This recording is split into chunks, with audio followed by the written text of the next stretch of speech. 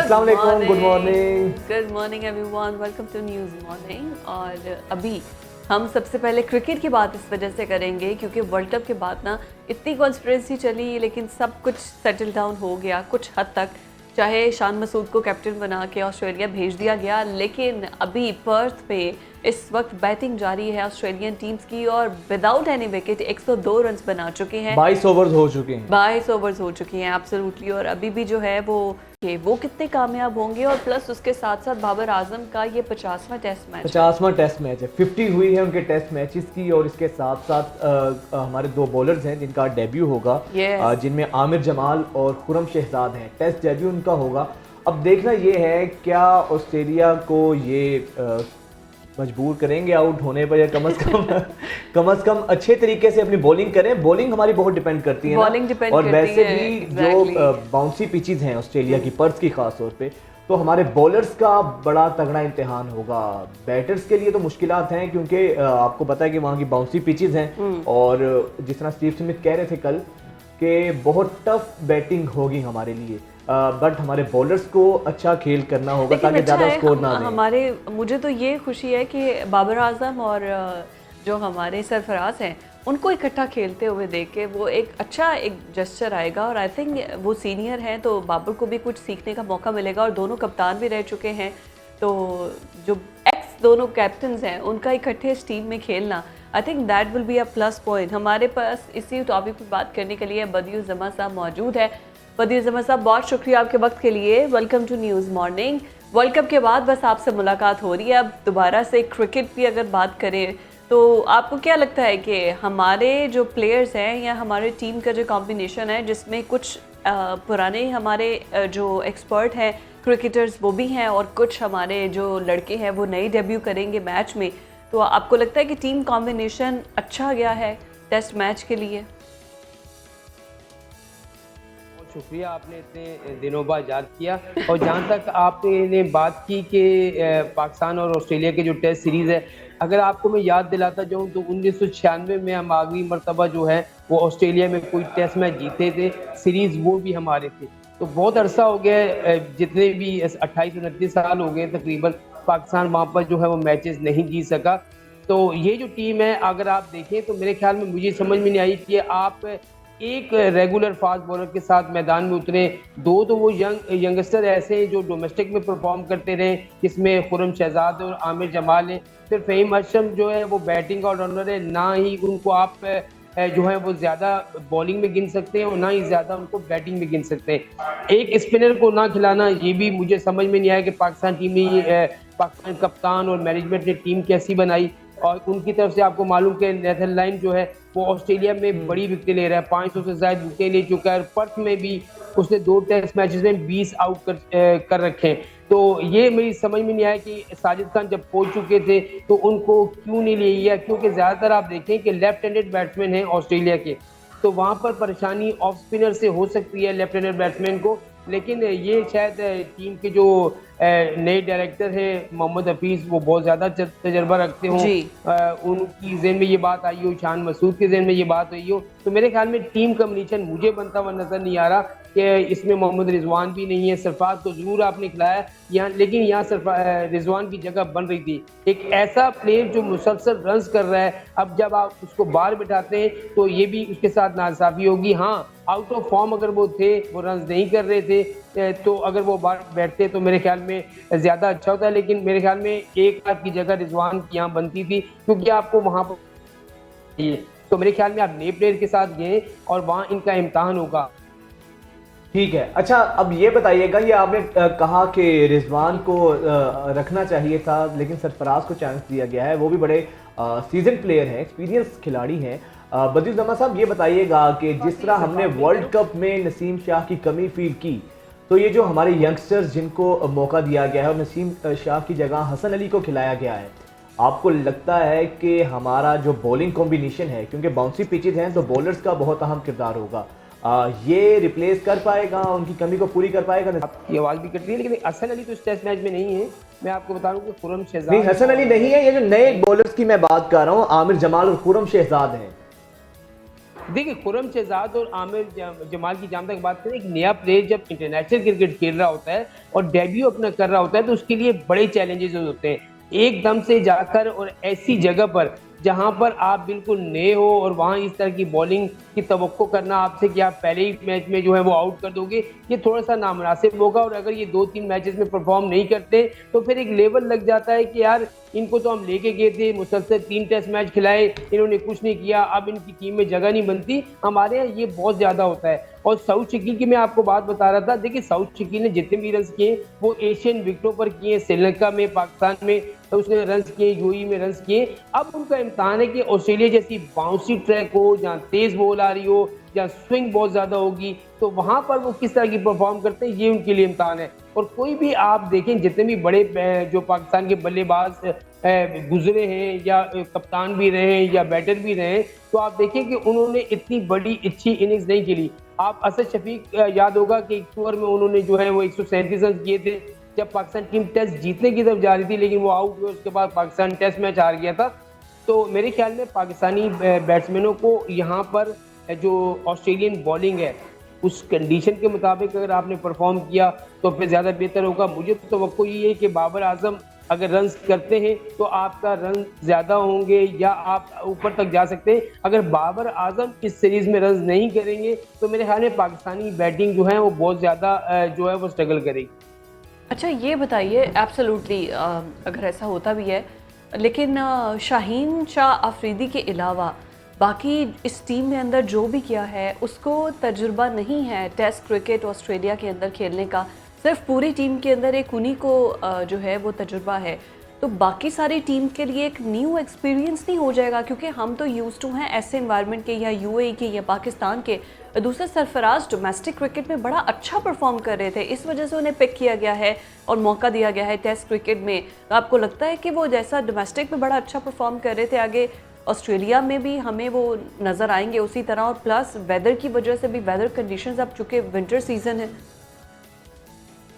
आप देखिए, अगर आपने जो बात की ना कि सारे नीर पे एक ही, मैंने पहले भी आपको बताया कि एक ही रेगुलर आपके पास फास्ट बॉलर है जो शाहीन शाह अफरीदी की शक्ल में है। बाकी आपके पास आमिर जमाल, खुर्रम शहजाद बिल्कुल डेब्यू कर रहे हैं, फ़हीम अशरफ मुतादिद बार खेल चुके, नाकाम हो चुके। आपके पास कोई ऐसा फास्ट बॉलर नहीं है जो ऑस्ट्रेलियन बल्लेबाजों को आउट कर सके।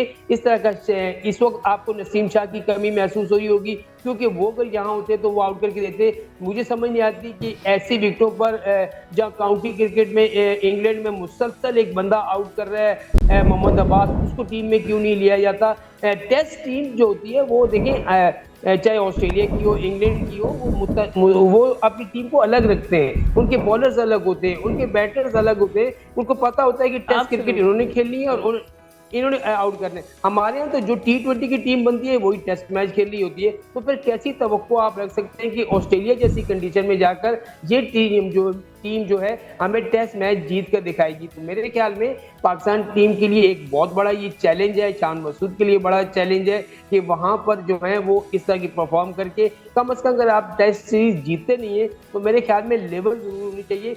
यही सीरीज अगर हमने बराबर कर ली तो यही हमारी फतह होगी। लेकिन बदी भाई, अगर अभी की ताज़ा तरीन सूरत हाल की बात करें तो अभी तक ऑस्ट्रेलिया का कोई आउट नहीं है। डेविड वार्नर तो ऐसे बैटिंग करें जैसे T20 मैच खेल रहे हैं। तो अभी से हमारी सूरत हाल ये है, David Warner full warm up है और वाकई ही में जिस चैलेंजेस का सामना है वो हमारे बॉलर्स की सूरत में हमें नजर आ रहे हैं। ये देखिए, अपना डेविड वार्नर की आप बात करें, ट्रेविस हेड की बात करें, या जो भी वहाँ की यूरोपियन टीमें हैं, उन्होंने टेस्ट क्रिकेट का नक्शा बदल कर रख दिया है। वो टेस्ट क्रिकेट को भी जो है वो इस अंदाज से खेलते हैं कि पहले दिन 3.5 400 रन कर देते हैं, जिसकी वजह से जो चाहे वो भारत की टीम जा रही हो वहाँ पर या पाकिस्तान की टीम जा रही हो, श्रीलंका की टीम जा रही हो, तो उनके लिए पहले दिन से ही वो 400 रन देखकर जो है वो खौफ से तारी हो जाता है कि ये 400 रन पहले ही दिन बन गए। हमारे यहाँ बैटिंग का एवरेज ये है कि पाकिस्तान टीम मुश्किल से पहले दिन अगर उसको बैटिंग दी जाए तो 275, 280 या 250 रन करते हैं, इससे ऊपर रन नहीं करते। हम डर खौफ ये है, और ऑस्ट्रेलियन बैट्समैनों में कहीं डर और खौफ आपको नजर नहीं आ रहा होगा। उनको जो शॉट मिलता है उसमें शॉट मारते हैं, जो उनको मालूम है कि ये बॉल जो है इस काबिल नहीं है कि उसको हम छोड़ दें, इसमें हम आउट हो सकते हैं तो उसको नहीं खेलते। तो मेरे ख्याल में मेरिट जो है वो सबसे ज़्यादा ज़रूरी होती है। और डेविड वार्नर की तो बात ही अलग है, आप उसकी और पूरी टीम अगर आप उनकी देखें तो 7 नंबर तक उनकी जो बैटिंग है वो पाकिस्तान के लिए एक मुश्किल इम्तहान है। और जब तक आप उनके 10 खिलाड़ी आउट नहीं करेंगे तो आप कैसे टेस्ट मैच पहली इनिंग्स में करके वो जीतेंगे। तो मेरे ख्याल में जो ये बात तो आपने बिल्कुल सही की है इसमें देखें। और दूसरा ये देखें, अभी तो उनकी ये टॉस जीत के बाद उन्होंने, उनको मालूम था, उनकी कंडीशन को पता था, इसी वजह से उन्होंने बैटिंग की। और वो यही करेंगे, वो 5 साढ़े 5 रन करके आपको दे देंगे और वही 5 साढ़े 5 रन पाकिस्तान टीम अल्लाह करे कि सर्वाइव कर जाए, लेकिन वो 2 इनिंग्स में भी नहीं बना पाएगी। और पाकिस्तान भाई अभी 25 ओवर में 117 रन बन गए हैं बगैर किसी विकेट के। आप जिस तरह बात कर रहे थे, ट्रेविस हेड है, मैक्सवेल है, पैट कमिंस है, मतलब ये सारे लोग मिलकर एक बेहतरीन टीम कॉम्बिनेशन, बैटिंग लाइन इनकी बहुत तगड़ी है। एग्जैक्टली। और फिर छठी बार ये आईसीसी वर्ल्ड कप चैंपियन बनकर आए हैं, तो बड़ा मुझे तो आई एम श्योर कि हमारे प्लेयर्स पे भी इसका थोड़ा सा इम्पैक्ट तो होगा ना, थोड़ा मोराल डाउन होगा। लेकिन अभी हमारे बैटिंग कोच और बॉलिंग कोच जो हैं वो नए आए हैं, बॉलिंग कोच नए आए हैं, और फिर थोड़ा टीम के अंदर मैनेजमेंट लेवल पे भी चेंजेस की गई हैं। तो आपको लगता है कि हमारा टीम का जो मोराल है, जैसे आप कह रहे हैं कि हम तो डर डर के हमेशा खेलते रहे हैं और वर्ल्ड कप में भी हमने यही देखा है कि हम हमेशा ना एग्रेसिव नहीं डिफेंसिव मोड पर रहे हैं, तो ये सब चेंजेस आने के बाद भी कुछ हम एग्रेसिव मोड में आएंगे या अभी भी वही डिफेंसिव ही चलेगा? मुझे तो लग रहा है कि हमारी जो टीम वहाँ पर गई है वो तो एक सैर व तफरीह के लिए गई है। आप देखें 18 रुकनी टीम है और 17 लोग जो है मैनेजमेंट में है। बीमा हेलो अयाल गए हैं, फैमिली के साथ गए। खिलाड़ियों की जो फैमिलीज को लगा लें तो ये तकरीबन 35-40 तक बनते हैं। तो वहाँ वो एंजॉय भी कर रहे हैं, क्रिकेट भी खेल रहे हैं। तो मेरे ख्याल में जब आप जब ये सब निकल रहे थे ना, जब इनकी वीडियो आई है तो ऐसे लग रहा था ये कोई सब खिलाड़ियों का ना कोई हनीमून ट्रिप जा रहा है। सबका फील यही आ रही थी, मतलब सब अपनी वाइफ के साथ, और जिसमें न्यूली मैरिड कपल्स भी हैं। देखिए पाकिस्तान क्रिकेट बोर्ड में यही तो मजे, पाकिस्तान क्रिकेट बोर्ड में तो यही तो मजे। आप लाखों की सैलरियां भी लेते हैं, फिर आपके टूर जो हैं वो इतने होते हैं, कभी ऑस्ट्रेलिया, कभी अमेरिका, कभी इंग्लैंड, तो आपके टूर इतने हो जाते हैं। ये पाकिस्तान क्रिकेट बोर्ड की जो खजाना है ना वो इन्हीं लोगों पे है। लेकिन सर ये जो मजे हैं, ये मजे कम से कम परफॉर्मेंस भी तो नजर आए ना। ठीक है, ये सारी होनी चाहिए। देखिए मैं कह रहा हूँ कि आपने अभी एक छोटी सी बात ये देखें, आपने अभी सेंट्रल कॉन्ट्रैक्ट जो है वो 3 साल का अनाउंस कर दिया, जिसमें आज दिन तक तारीख में ऐसा नहीं हुआ कि किसी भी टीम ने अपनी टीम को जो है किसी बोर्ड ने अपनी टीम को 3 साल का कॉन्ट्रैक्ट दिया हो। साल का कॉन्ट्रैक्ट होता है, हर साल रिव्यू होकर परफॉर्मेंस फिर अपडेट होता है। एब्सोल्युटली फिर अपडेट होती है कि भाई इसने हमारे लिए ये परफॉर्म किया, हम इसको ए कैटेगरी में रखेंगे, इसको बी, इसको सी। लेकिन हमारे कोई क्राइटेरिया नहीं है, जो कहता है वही कर रहा होता है। असल मसला ये है, हमारा अभी तो क्रिकेट बोर्ड ही नहीं है भाई। जब क्रिकेट बोर्ड बनेगा तो पता चलेगा ना। अभी तो जका शब को ये नहीं पता कि मैं जो है चेयरमैन बनूंगा नहीं बनूंगा, उनकी कुर्सी मिल रही है। तो वो कोशिश कर रहे हैं कि ऐसे प्लेयर्स को साथ रखें, ऐसे साबिक खिलाड़ियों को साथ रखें जो उन पर तनकीद करते हैं, उनकी तारीफ करने लग जाए। तो ये वही मोहम्मद हफीज हैं जो कल मिसबाह उल हक पर तनकीद किया करते थे कि वो हेड कोच भी हैं, वो चीफ सेलेक्टर भी हैं। आज यही मोहम्मद हफीज टीम के डायरेक्टर भी हैं और हेड कोच बनकर वहां पर गए और बैटरी कंसल्टेंट के तौर पर भी काम करेंगे। तो 3-3 ओहदे लेकर वहां पर गए। हालांकि खुद मोहम्मद हफीज जितनी देर तक अपने करियर में रहे हैं, हमेशा यही एलिगेशन रही है कि इनका बॉलिंग एक्शन जो है वो ठीक नहीं है। इनको अनफिट करार देकर हमेशा आउट कर देते थे, मैच से निकाल देते थे या टीम में रखते ही नहीं थे। बैटिंग अच्छी करते नहीं, आप मोहम्मद हफीज की टेस्ट मैचेस की परफॉर्मेंस उठाएं, आपको साफ पता चल जाएगा कि उन्होंने टेस्ट मैच की इनकी परफॉर्मेंस अपनी क्या है। मेरे ख्याल में कोई भी टीम पाकिस्तान की गई हो, जब से पाकिस्तान क्रिकेट खेल रहा है, तो कोई भी ऐसी टीम नहीं हो कि हम बोले यार ये जीत क्या ही होगी। हम पहले से ही बता देते हैं। अच्छा, इनसे कोई बात पूछे या प्रेस कॉन्फ्रेंस में सवाल करें तो ये नाराज हो जाते हैं। मैंने उनसे सवाल पूछा जी कि कोई जो है टीम जो जाती है ऑस्ट्रेलिया में, हम क्यों नहीं जीतते? तो वो आगे से जवाब होता है जी कि कोई भी टीम नहीं जीती। मैंने कहा कोई भी टीम नहीं जीते तो आप ही नहीं जीतेंगे भाई, आपने भी तो जीतना है। कि वो अपने सीनियर्स को फॉलो करते हैं ना, और जीते या ना जीते ट्रिप तो अच्छा हो जाएगा ना। और वो भी फ्री का टिप ऑस्ट्रेलिया का, किसको अच्छा नहीं लगेगा? बिमा अहलो यार, आप जाएं और एंजॉय भी कर रहे हैं। क्रिकेट में अगर हार भी गए हैं तो कौन सी बड़ी बात है, पीछे वाले भी तो हारते ही रहे हैं, हमने कौन सा अनोखा काम कर दिया है? यही मसला है कि हम यूएई में हमसे खिलवा लो, हम खेल लेंगे। पाकिस्तान में हमसे खिला लो, हम खेल लेंगे। लेकिन वो टीमें जब पाकिस्तान आती हैं वो यहाँ से हमें हरा के चली जाती है। इंग्लैंड हमसे यहाँ से टेस्ट सीरीज जीत के चला गया, न्यूजीलैंड जीत के चला गया। ओ भाई, तो हम उनसे कब वहां पर जीतेंगे? ये तो चीजें असल में मसला ये है ना बदी साहब, वो खेलने आते हैं, वो ट्रिप मारने नहीं आते, वो खेलने आते हैं। ये बात आपकी सही है, क्योंकि पाकिस्तान में अब वो चीज नहीं है कि लोग जो है अपनी फैमिलीज को साथ दे या टूर, वो आते हैं खिलाड़ी यहाँ पर खेलते हैं और उनका सारा फोकस खेल पर होता है और हमारा फोकस जो है खेल पर ज्यादा नहीं होता। लेकिन मैं ये कहता हूँ कि ये जो आपने टेस्ट टीम बनाई है, मुझे ये कोई बता दे कि इसमें टेस्ट प्लेयर है कौन सा, एक भी मुझे ऐसा बताएं जो रेगुलर आपका ऐसा बिल्कुल जो मुसलसल रन कर रहा हो। आप इमामुल्लाह को लेके गए, वर्ल्ड कप में आउट ऑफ फॉर्म रन नहीं किए। फिर आप अब्दुल्ला शफीक ने एक मैच में 2 मैचेस में किए, वो नहीं है। फिर आपने सऊद शकील ने कौन से रन किए, एक बाबर के अलावा। अभी इशान मसूद को आपने कप्तान बनाया तो अब तारीफों के पुल बांधने लगे लोग, वो वैसा कप्तान है, वो वैसा कप्तान है। भाई आप उसकी परफॉर्मेंस पिछले काउंटी में देखें, नील है। डोमेस्टिक क्रिकेट में 1-2 मैचेस की परफॉर्मेंस, और हाँ अभी आप कह रहे थे डोमेस्टिक की परफॉर्मेंस, देखिए पाकिस्तान में जो पिचें बनाई जाती हैं, यहाँ पर 20 से 22 सेंचुरियां बनी है काजिम ट्रॉफी में, 5 से 6 डबल सेंचुरियां बनी है। यहाँ पिचेस ऐसी बना दी जाती है कि बैट्समैन आते हैं और रन करते जाते हैं, बॉलर भी जाते हैं, देखते रहते हैं कि हम बॉल कहाँ करें। तो जब ऐसी पिचेस होंगी और ऐसे बैटिंग होगी, फिर आप मुझे तवक्को कर रहे होंगे कि ऑस्ट्रेलिया जैसी बाउंसी ट्रैक पर हम जाकर रन्स करेंगे, ऐसा कभी भी नहीं हो सकता। तो मेरे ख्याल में आपको अपने पिचेस का मेयार, जो पैसे आप इन खिलाड़ियों और उनकी जो टूर्स पर या उनको सैर व तफरी पर लगाते हैं, मेरे ख्याल में यही पैसे अगर आप पाकिस्तान के ग्राउंड्स में लगाएं, उनकी पिचेस पर लगाएं, तो उसका मेयार बेहतर करें, तो पाकिस्तान टीम की कारकर्दगी बैरून मुल्क किसी भी मुल्क में जाकर बेहतर हो सकती है।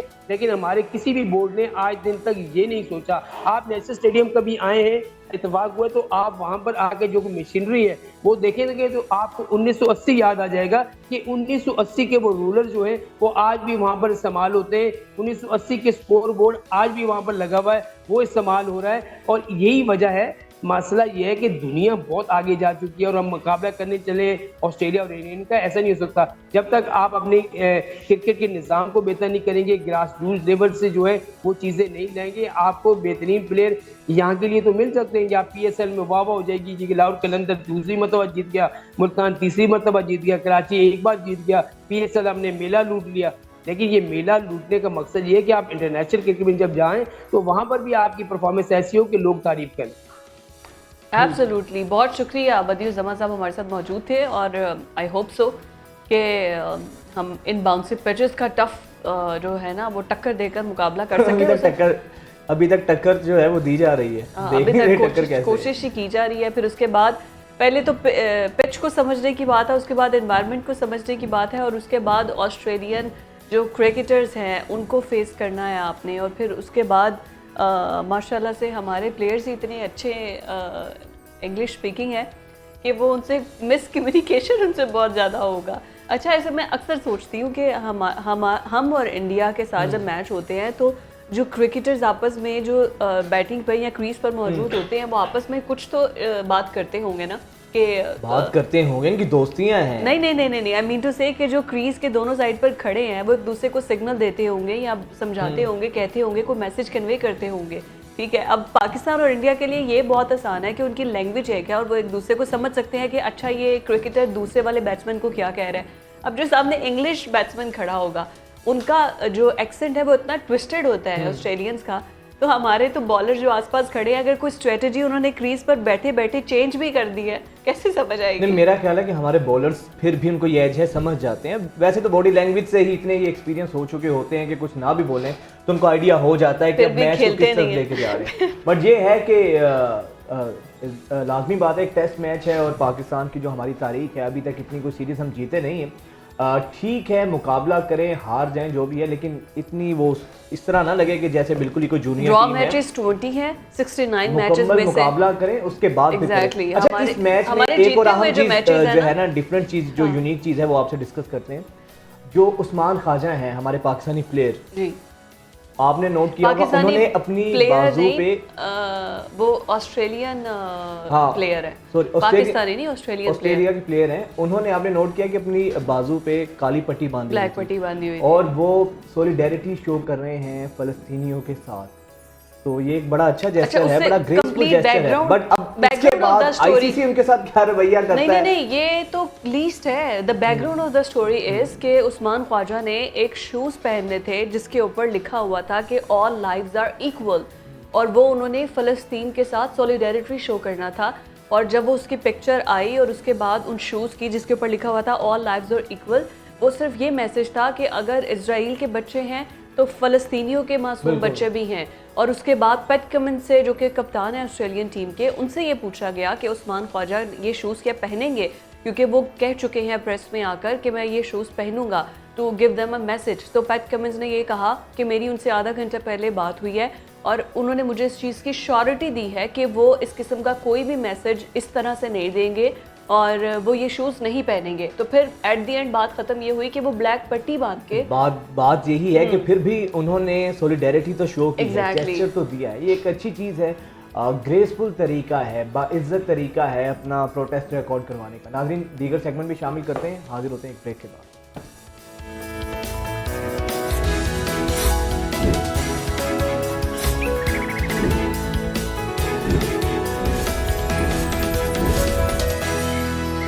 सोशलाइजिंग की गेम को करो next level with Ufone 4G social plus offer. Enjoy 15 GB social data, ढेरों मिनट्स और SMS भी सिर्फ ₹349 के लोड में। अभी डायल *6373#। मेरे बाल आपकी तरह घने और मजबूत कैसे होंगे? इधर आओ, मेरी तरह बालों में प्याज लगानी पड़ेगी। मुश्किल है, पहले छीले फिर काटे फिर इतनी देर तक लगा कर रखे। हाँ, मेहनत तो बहुत लगेगी, पर इसकी नया life boy naturally strong shampoo, इसमें है प्याज और एलोवेरा का स्पेशल फॉर्मूला, दे घने और 5 गुना तक मजबूत बाल। क्यों ना हम तुम अपने हिस्से में आए खुशी को यही रोक लें, क्यों ना हम तुम थोड़ी बेपरवाहियों की परवाह भी ना करें, चेहरे पे बिखरी मुस्कुराहटें खोने ना दे, हर एक लम्हे को नरमी से थाम ले के जाने ना दे। हर परफेक्ट मोमेंट की जरा सी गड़बड़ के लिए थोड़ी सी नरमी, रोज पेटल अल्ट्रा सॉफ्ट के साथ गो सॉफ्ट।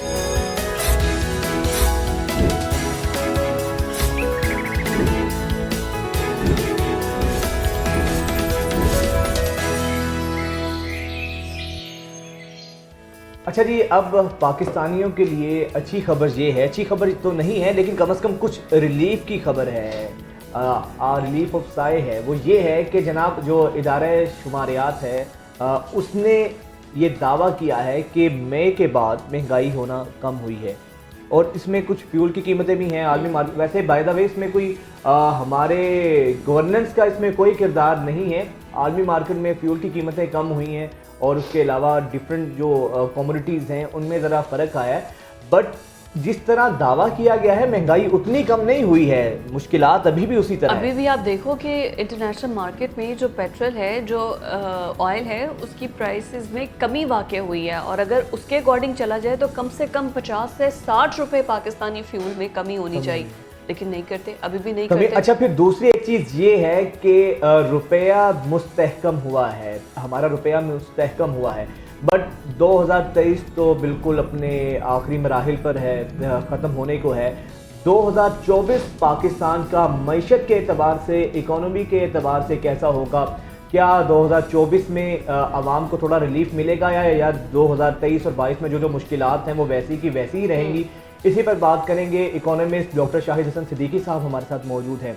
बहुत शुक्रिया sir, welcome to news morning. आज काफ़ी देर के बाद दोबारा जहमत दी है शाहिद हसन सिद्दीकी साहब को। सर, 2023 के बाद आपको क्या लगता है, हिंसों की सूरत में ही साल बदलेगा या आवाम की हालत और आवाम का हाल भी बदलेगा? बहुत शुक्रिया। देखिए, जब तक हम हकीकत तस्लीम नहीं करेंगे सूरत हाल बेहतर नहीं होगी। मैं आपकी खिदमत में ये अर्ज कर दूं, जो लोग प्रोग्राम देख रहे हैं, कि श्रीलंका में इस वक्त महंगाई है 3.4%।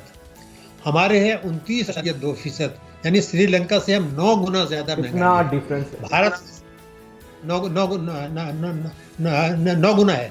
भारत को आप देख लीजिए 4.9% और हमारी महंगाई है 29.2%। तो आखिर आमदनी भारत से बहुत कम है और हम जो है हम तालीम के लिए कम खर्च कर रहे हैं, सेहत के लिए कम खर्च कर रहे हैं, तरक्याती अखराजात में कम खर्च कर रहे हैं। भारत से उसकी बात है कि हमारे यहाँ गुर्बत जो है वो भारत से कहीं ज़्यादा है। जब भारत से कहीं ज़्यादा गुर्बत है तो सवाल ये पैदा होता है कि हमारे यहाँ तो ज़कात का निज़ाम भी है। तो जब तक ये इस्तेहसाली निज़ाम है, जब तक हम IMF के प्रोग्राम से बाहर नहीं निकलते, जब तक अशराफिया को नवाजना बंद नहीं करते, जब तक जो है कौमी दौलत लूटने वालों को हम मराद देना बंद करके अवाम के ऊपर बोझ डालने का सिलसिला बंद नहीं करते, हालात बेहतर नहीं होगी। अब मैं आपसे अर्ज कर दूं कि इस वक्त जो कमी की बात जो भी कर रहे हैं, लेकिन आप ये भी तो देखिए कि दिसंबर 2022 में, यानी जब ये साल शुरू हो रहा था 31 दिसंबर को, हमारे यहाँ महंगाई थी 24, आज है 29। तो न खित्ते के मुकाबले में ज़्यादा है, जनवरी के मुकाबले में भी ज़्यादा है। तो हम किस बात की खुशी मना रहे हैं? बीच में लूट मार करके, स्मगलिंग करा के, रुपए की कदर गिरा के, सट्टेबाजी करा के अगर 38% ले गए थे तो वो अगर थोड़ी बहुत कम हुई है तो खुशी की कोई बात नहीं है। हम तो यही चाहते हैं कि हमारे खित्ते के मुल्कों के मुकाबले में हम भी कम्पीट करें, जबकि हमारी शरह नमो जो है भारत से 1/3 है और महंगाई जो है वो 5 गुना है, 6 गुना है। तो ये सोचने की बात है। अब 2024 में ये बात मैं मानता हूँ कि जो महंगाई की सूरत हाल है, बदतरीन सूरत हाल गुजर चुकी, जो कि हमने बेतहाशा बिजली के नर्ख बढ़ाए, गैस के नर्ख बढ़ाए। अब IMF की फ़िलहाल डिमांड नहीं है मज़ीद। लेकिन आप ये भी तो ना भूलें कि हम मार्च या अप्रैल में IMF की खिदमत में दोबारा हाजिर होंगे और हमें कहेंगे जी हमें बड़ी मुद्दत का एक और कर्जा चाहिए। तो इस वक्त IMF ने हमारे ऊपर फ़िलहाल हल्का हाथ रखा है, क्योंकि अमेरिका को कुछ हमारे मफादात में हमारी ज़रूरत है। आर्मी चीफ भी जो है आपके इल्म है कि वहाँ गए हैं अमेरिका, अब वहाँ भी मुज़ाकरात हो रहे हैं। उन्हें हमारी बहुत सी बातों पर एतराज़ है। 125 अरब डॉलर की जब सरमायाकारी की बातें कर रहे हैं तो उसमें IMF को भी एतराज़ है, वर्ल्ड बैंक को भी एतराज़ है, शायद हमें भी उससे ज़्यादा एतराज़ है। तो वो जो IMF की मीटिंग होने वाली थी 5 दिसंबर को, हमारा केस उसमें नहीं रखा गया, हालांकि हमारा तो मामला तय पा चुके थे। उसके बाद 3 मीटिंग हुई, उसमें भी नहीं रखा गया। अब रखा गया है 11 जनवरी को। क्यों? ताकि जो मामला वहाँ तय हों उसकी रोशनी में करें। तो अब ये तो ठीक है, लेकिन जब जनाब फरमाइए। जी बिल्कुल सर, यही मैं बात कर रहा था। ये चीज़ें तो अपनी जगह ठीक हैं, लेकिन सर जिस तरह आपने बात की कि हमारा 23वां 24वां प्रोग्राम है IMF के साथ, बाकी कंट्रीज तो सर IMF में गए हैं तो दूसरे तीसरे प्रोग्राम के बाद उन्होंने हाथ जोड़े हैं, अपने पाँव पर खड़े हुए हैं और उनकी मईशत सही डायरेक्शन में चल पड़ी है। तो सर अगर 22वें 23वें प्रोग्राम में जाने के बावजूद भी हमारी हालत बदली नहीं है, उल्टा हम इनकी शराइत के ऊपर अपने अवाम को मुश्किलात में डालते रहे हैं, टैक्सेस लगाते रहे हैं, तो सर फिर हमें तो अगर देखा जाए तो फ़ायदा तो नहीं हुआ, उल्टा नुकसान ही हुआ है। नहीं, तो इसमें शुबे की कोई बात नहीं है। भारत आखिरी मर्तबा गया था 1994 में, और आप रिकॉर्ड निकाल के चेक कर लें, मैं रिकॉर्ड पर बता रहा हूँ। 1994 में जब भारत IMF के पास गया, उस आज जो हमारी हालत है उससे कहीं ज़्यादा तबाह बर्बाद की हालत थी 1994 में। वो ज़रूर गए, लेकिन उसी वक्त उन्होंने ये फैसला कर लिया कि अब हमें बदलना है, मैं अपनी पॉलिसियाँ, अगर हम दोबारा IMF के पास गए तो तबाही हमारा मुकद्दर होगी। उसके बाद से आज तक नहीं गए। बांग्लादेश 2011 में आखिरी मर्तबा गया था, अब ये थोड़ा बुरान आया तो अब उसके बाद 10 साल के बाद गया है। हमारे यहाँ, मैं अगर आपको रिकॉर्ड में बताऊँ, हर हुकूमत अपना ये फ़र्ज समझती है कि वो IMF के पास जाए, कर्जा ले, ताकि क्या कि खुशनुदी हासिल हो, और IMF की शराइत की आड़ में, जो IMF की शराइत नहीं होती, आवाम को कुचला जाए। तो अगर आप देखें अमली तौर पर, तो ज़ियाउल हक के अलावा जो पहली मरतबा दहशतगर्द थी, रशिया के सोवियत यूनियन की जंग में कूदे थे, हमारे तमाम हुक्मरान IMF के पास जाते हैं और कर्जा लेते हैं। वही अब 2024 में होने वाला है, नई हुकूमत फिर जाएगी। तो अगर ये इसलिए आप IMF के पास जाते हैं कि उसकी शराइत की आड़ में जो उसकी नहीं होती, आवाम के ऊपर टैक्स डालें, तालीम का बजट कम, सेहत का बजट कम करें, तरक्याती खराजात का बजट कम करें और बिजली के नर्ख बढ़ाएं, गैस के नर्ख बढ़ाएं, पेट्रोल के नर्ख बढ़ाएं, रुपए की कदर गिराएं और शरह सूद बढ़ाएं। इस तरीके से मईशत को तबाह करना है। और अगर आवाम को एजुकेट करने में ये कामयाब नहीं होते, हम सबकी जिम्मेदारी है, तो ये हुकूमतें तो यही करती रहेंगी, 2024 में फिर करेंगी। असल में तो डॉक्टर साहब यही तो बात है, नेशनलिज्म यहाँ पर नहीं है। किसी को मुल्क से प्यार हो, हमारे जितने भी हुक्मरान हैं किसी भी पार्टी से उनका ताल्लुक है, अगर नेशनलिज्म हो तो कोई भी इस तरह से कॉम्प्रोमाइज़ तो ना करे ना हमारी इकोनॉमी को, हमारे मुल्क की स्टेबिलिटी को, हमारे फॉरेन पॉलिसी को। अगर हमारे पास नेशनलिज्म हो, यहाँ तक कि अब यहाँ पर भी लोगों में वो कहते हैं पाकिस्तान में रखा ही क्या है, बाहर जाना चाहिए, ज़्यादा से ज़्यादा मुल्क से बाहर जाने चाहिए। और अफगान जो आर्मी चीफ़ हैं, आई एम श्योर कि उनका बयान आपने सुना होगा, जो कि हंस के मजाक के तौर पर कह रहे हैं कि जो सैलाब आया पाकिस्तान में तो हमारे जो एटमी हथियार थे वो उसमें बह गए।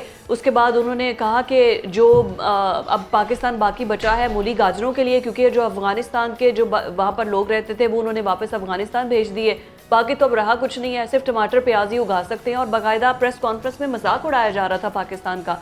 तो नेशनलिज्म उनको भी पता है कि हमारे लोगों में नहीं है, हम लोग अपना मुफाद पहले रखते हैं मुल्क के मुफाद से पहले।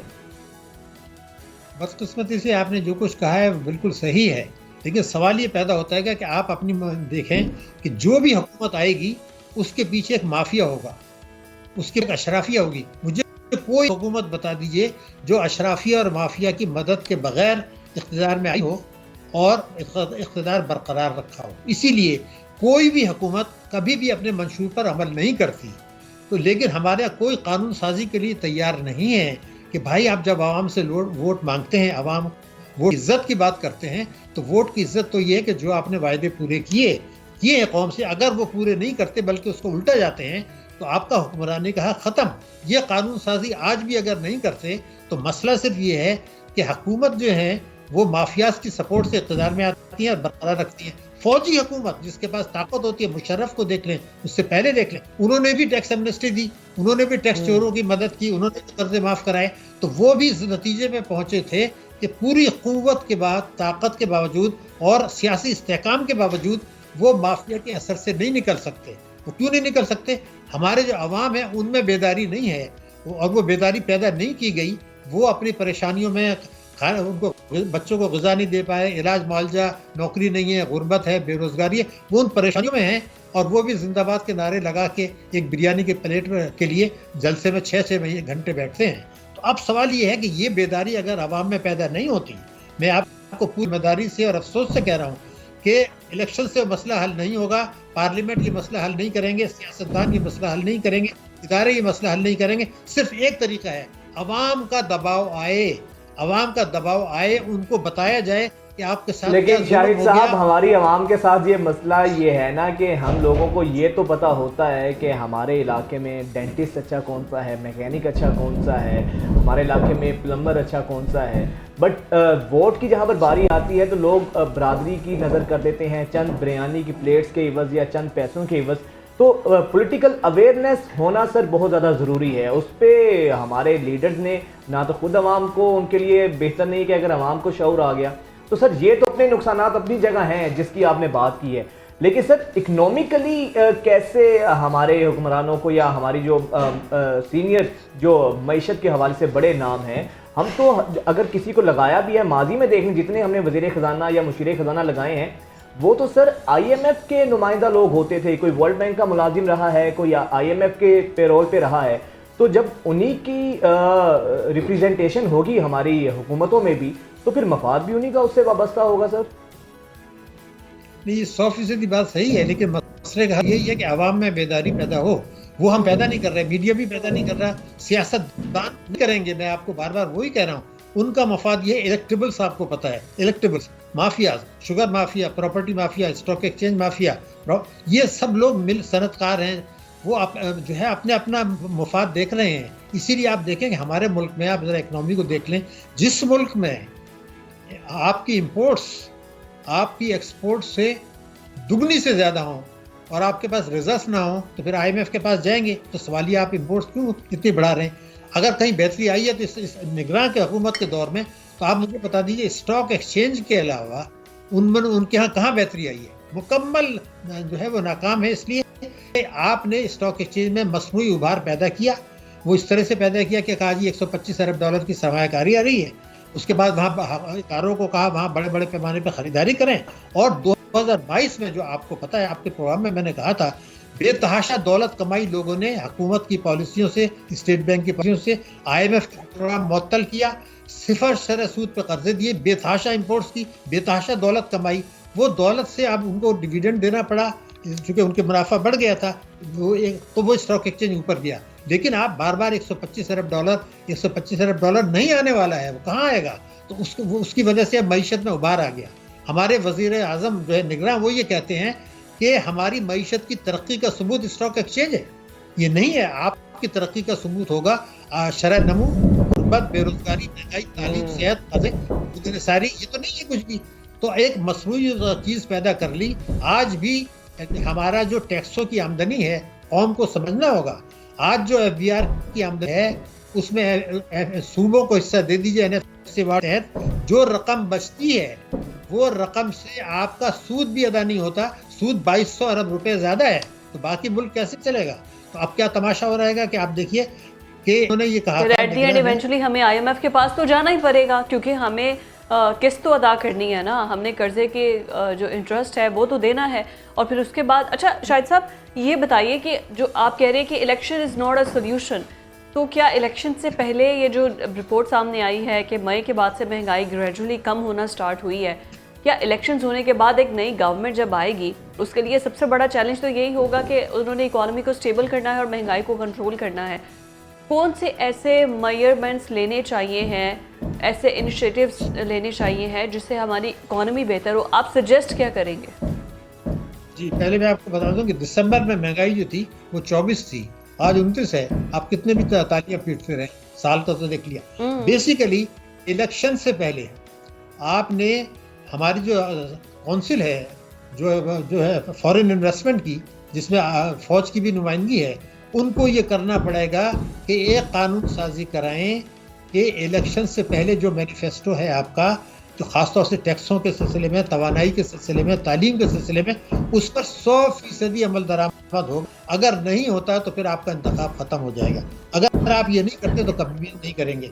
हमें क्या करना है, वफाक और सूबे हर किस्म की आमदनी पर टैक्स लें, हर आदमी से टैक्स लें जिसकी आमदनी है 10 लाख रुपए से ज्यादा। GST जिससे महंगाई बढ़ती है वो 17-18% है, उसको आप 7.5 पर लेकर आइए। पेट्रोलियम लेवी जो है 60 रुपए है, उसको आप 0 करें। तालीम का बजट जो है 3 गुना करें, सेहत का बजट 2 गुना करें, और शाना खर्चात में कमी करें, काबीना का साइज कम करें, स्मगलिंग को रोकें, और बरामदात जो हैं वो आपकी इम्पोर्ट्स और वोट्स में ज़्यादा फ़र्क नहीं होना चाहिए, वरना ये चीज़ें चलती रहेंगी। हमारा एक ऐसा मुल्क है जो कि बचतों में बेतहाशा कम है, हमारे यहाँ दूसरे मुल्कों के मुकाबले में कौमी बचतें, सरमायाकारी बेतहाशा कम है, और हमारी जो है टैक्सों की आमदनी बेतहाशा कम है, तो हम कर्जों पे इंहिसार कर रहे हैं। आप इन चीज़ों को ठीक करने के लिए कानून साजी अगर नहीं करते तो कोई भी हुकूमत आए वो ये इस्लाहात नहीं कर सकेगी। 1980 से आज तक नहीं किया आपने, तो आइंदा भी नहीं करेगा। तो आज जब चूंकि हमारे आर्मी चीफ ने, जो भी आप कहें, उन्होंने मेहनत की है, उन्होंने बहुत सारे जो भी आप क्रैक डाउन सो कॉल्ड कह रहे हैं जिसका फायदा नहीं हुआ, वो उनकी कोशिशों का नतीजा है।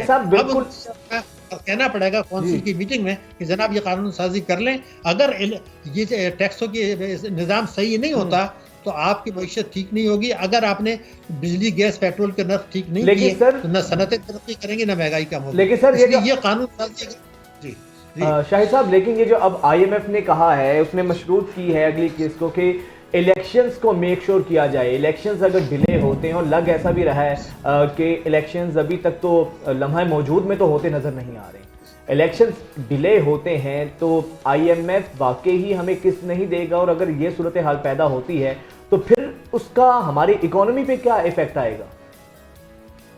देखिए, पहले मैं आपको बता दूं, ये IMF का वो नहीं है, IMF नहीं कह सकता, ये फैसले कहीं और होते हैं।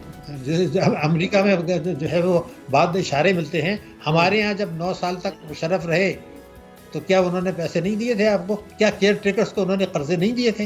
ये हमारा 1998 में जब हम पहली दफ़े IMF के पास गए थे स्ट्रक्चर के प्रोग्राम के तहत, वो केयर टेकर हुकूमती थी। ये सब कहने की बातें हैं। असल ये कि जो हमारे जो ताकतवर बाहर हैं अमेरिका, उनके जो मफादात की निगरानी जब तक आप करेंगे, IMF को अहकामात मिल चले जाएंगे। आपको मैं बता दूं कि 2013 से 2016 तक हमने IMF की शराइत में 12 मरतबा खिलाफ वर्जी की और वो किस्तें देते रहे, हमारी तारीफ करते रहे। आज हम सब कुछ कर रहे हैं मगर वो हमारी किस्त रोक रहे हैं। ये सियासी फैसले होते हैं। IMF को भी कहीं से अहकामात मिलते हैं। उनके मेजोरिटी शेयर होल्डर्स कौन है? America, European union. उनके मफादात जब आप तक पूरे करेंगे, जिससे आपकी सलामती को नुकसान होगा, ये फैसला अब आपको करना पड़ेगा कि हमें अपने घर ठीक करना है। अगर आप घर ठीक नहीं करते, आप इलेक्शन कराएं या नहीं कराएं, दुनिया को कोई फर्क नहीं पड़ता। अमेरिका तो ये चाहता है कि खित्ते में जो उसकी मिडिल ईस्ट में उनको हमारी इस वक्त ज़रूरत पड़ रही है, अफगानिस्तान में उनको हमारी ज़रूरत है, पाकिस्तान में दहशतगर्दी की बातें इतनी हो रही हैं जो पिछले साल नहीं हुई थी। अमेरिका को इस बात का भी एहसास है कि ये सब कुछ जो हो रहा है उसमें आलमी अमन हो सकता है। ये जो दहशतगर्दी की वारदातें बाहर से लोग करा रहे हैं, वो कल को यूरोप में भी कर सकते हैं। हमारे लोग नहीं, ये दूसरे लोग आके करा रहे हैं, तो ये खतरात वहाँ भी एहसास है। तो वो दहशतगर्दी की जंग के मामलात को भी देख रहे हैं। तो हमें अब ये करना है, इस मोहलत से अपने घर को ठीक कर लें, अपने घर को ठीक कर लें। अगर नहीं करते, इलेक्शन और नो कलेक्शन, घर को ठीक करने वाले अगर जहन बना लेना घर को ठीक करने का, तो ही ठीक हो सकता है। हम अपनी तरफ से कितने भी कोशिश कर लें, जब घर बनाने वालों का और घर की हिफाजत करने वालों का और घर को चलाने वालों के अपने दिमाग नहीं होंगे ना ठीक होने वाले, तब तक शाहिद साहब ऐसा ही रहेगा। आप और मैं ऐसे ही डिबेट करते रहेंगे। Thank you so much for your time. Shahid Hasan Siddiqui साहब हमारे साथ मौजूद थे। और पाकिस्तान के अंदर 2024 आने वाला जो साल है और इलेक्शन ईयर भी है, नई गवर्नमेंट का साल भी है, फिर उसके बाद IMF के साथ एक नए प्रोग्राम के आगाज़ का साल भी है। लेट्स सी क्या कुछ अपने साथ पॉजिटिविटी और नेगेटिविटी लेकर आता है। हम हाजिर होते हैं ब्रेक के बाद।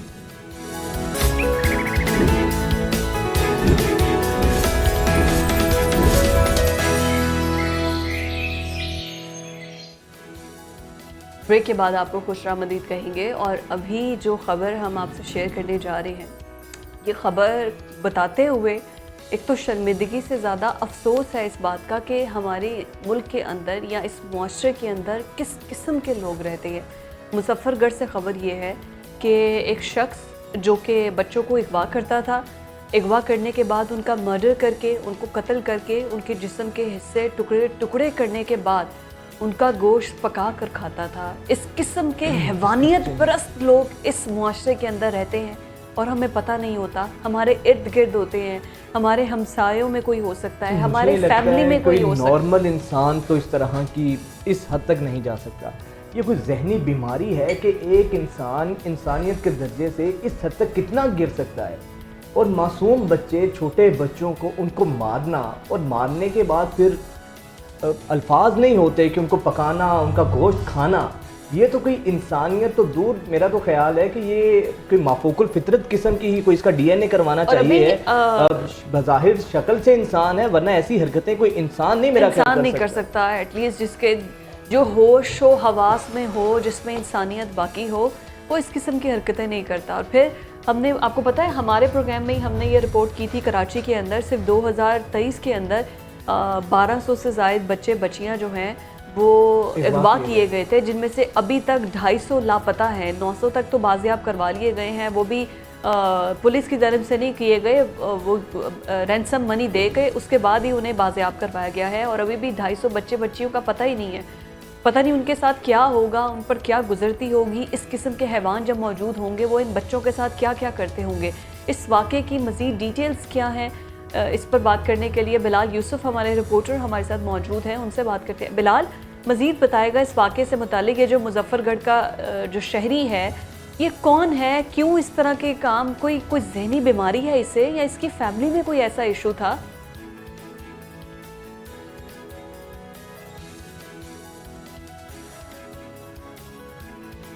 बिलाल हमारे साथ मौजूद होंगे कुछ ही देर में, लेकिन बहुत ही अफसोसनाक है। छोटे छोटे बच्चों को, उनकी उम्रें 15 साल से ज़्यादा नहीं है, कोई 10 साल का है, कोई 12 साल का है, लड़कियां हैं, बच्चियां हैं छोटी छोटी, उनके साथ ये सब कुछ किया जा रहा है। आपने कराची की बात की, वो चीज़ फिर समझ में आती है कि चलें रैंसम के लिए, तावान के लिए वो लोग अगवा करते हैं बच्चे, लेकिन ये तो एक अपनी नौयत का अनोखा वाक़या है। कई दफ़ा ऐसे ही वाक़यात होते हैं, दिल दहल कर रह जाता है। आज से कुछ अर्सा पहले आपको याद था एक शख्स कब्र से मुर्दा निकाला करता था और उनका गोश्त, मसलन आपकी सोच हम शायद रुक जाती है उस लेवल पर आके कि कोई इंसान कैसे अपने आप को इस हद तक गिरा सकता है। ऐसे लोग शनाख्ती कार्ड में या मर्दमशुमारी में तो इंसान डिक्लेयर होते हैं, बट वैसे देखा जाए तो इनकी हरकतें तो जानवर से भी इनको तशबीह देना जानवरों की तजलील है। जो वाक़या आपने मेंशन किया है कि कब्र से निकाल के वो खाता था, उन 2 भाइयों को जब अरेस्ट किया गया उनकी ज़मानत भी हो गई इस वजह से कि पाकिस्तान के अंदर ऐसा कानून ही मौजूद नहीं है जो अगर किसी मुर्दे की बेहुरमती करता है तो उसके साथ क्या किया जाए, उसको क्या सज़ा दी जाए।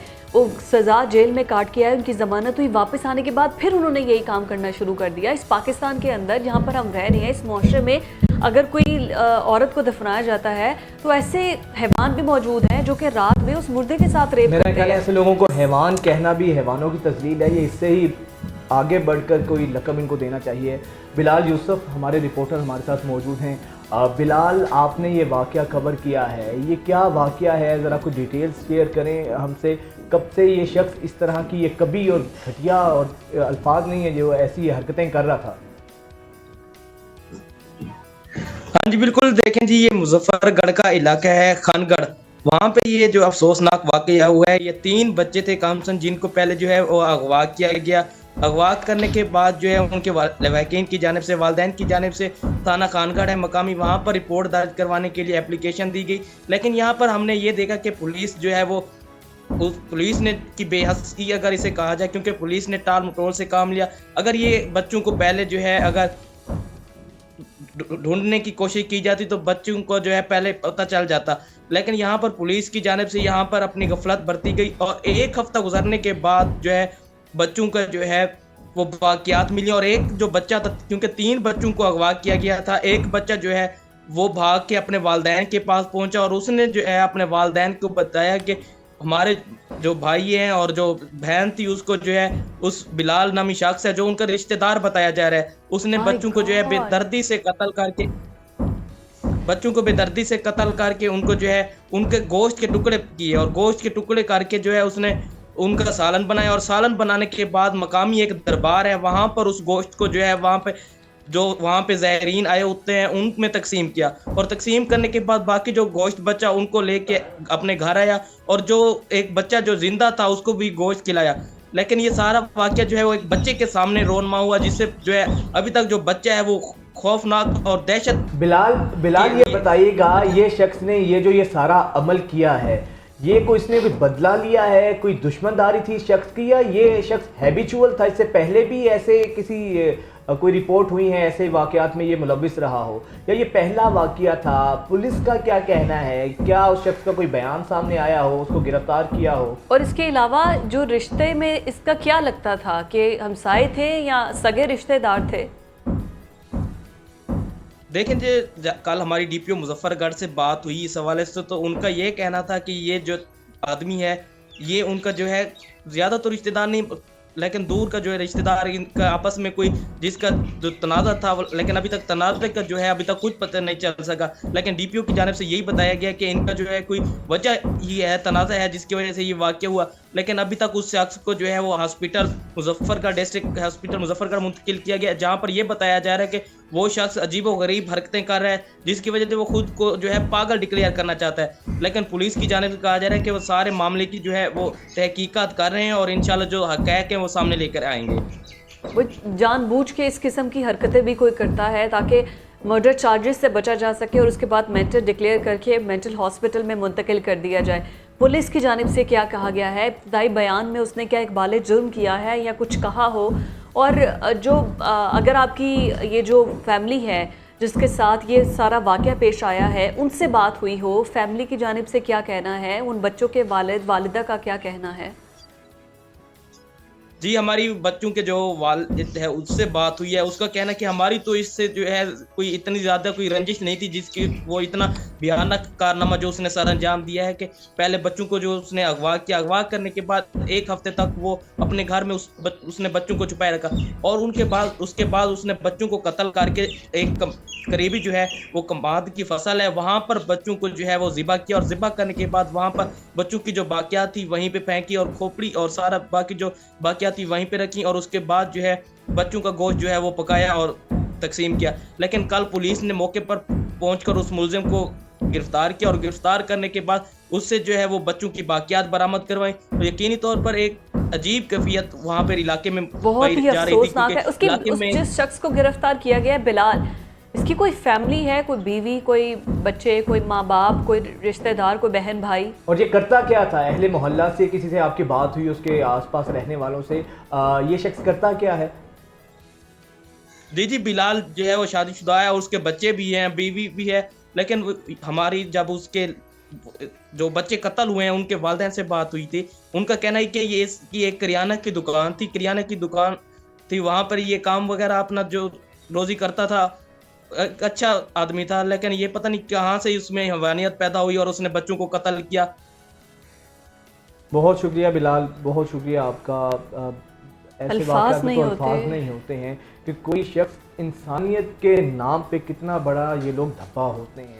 इतनी सफाकियत, पता नहीं इतना पत्थर दिल कहाँ से लोग लेकर आते हैं। किसी का मासूम फूल जैसे बच्चों को इतनी बेदर्दी के साथ कत्ल करना, फिर उनका गोश्त बांटना, खाना, ये कैसे उसको काटने के बाद, ज़िबा करने के बाद, उसके बाद दरगाह में जाके अपने बच्चे हैं, अपनी फैमिली है। जब इंसान के अपने बच्चे होते हैं तो उसको दूसरों में भी अपने बच्चे नजर आते हैं। समझ से बाहर है ये जो भी चीज़ें। लेकिन अच्छा, इसमें हमारे पुलिस भी उतनी कसूरवार है। आपको याद है ज़ैनब जब रेप केस आया था, उसके बाद उस शख्स को डेथ सेंटेंस दिया गया और फिर उसके बाद उसको डेथ पेनल्टी की वजह से उसको हैंग भी कर दिया गया। लेकिन उसके बाद ज़ैनब अलर्ट ऐप बनाई गई थी जिसमें अगर कोई बच्चा कोई गुमशुदा होता था तो उसको आप में रजिस्ट्रेशन करवा के आप अपनी पिटिशन फाइल कर सकते थे, आप कंप्लेन कर सकते थे। उसमें ये डेटा हुकूमत के पास जाता था, फिर इंस्ट्रक्शंस दी जाती थी पुलिस वालों को। अब ये जो डीपीओ साहब हैं, इन्होंने बस ये कह दिया है कि पता कर रहे हैं, असल मामले तक की तह तक पहुंचेंगे। लेकिन जब बच्चे अगवा हुए, 1 हफ्ते का टाइम गुजर गया, उसके बावजूद भी आपने बच्चों को ढूंढने की कोशिश तक नहीं की है। उसके बाद वो बच्चा, जो तीसरा बच्चा था, वो भागकर अपने घर पहुंचा है, तो उसके बाद पुलिस को पता चला है। पुलिस वालों के पास तो इतनी वो, मैं कहती हूँ कि वो किस लेवल तक जाते हैं। बड़ा अलमिया ये है कि हम किसी सानहे के मुंतजिर होते हैं। जब सानहा होता है उसके बाद हम हरकत में आते हैं, हम उसके बाद अलर्ट होते हैं। लेकिन उसके बाद भी अगर कोई नोटिस ले, अगर कोई डीपीओ, कोई वजीर आला कोई नोटिस लेना, उसके बाद दौड़े लगती हैं और फिर कहा जाता है जी रिपोर्ट चाहिए। ताना होने के बाद भी हमें होश आती है।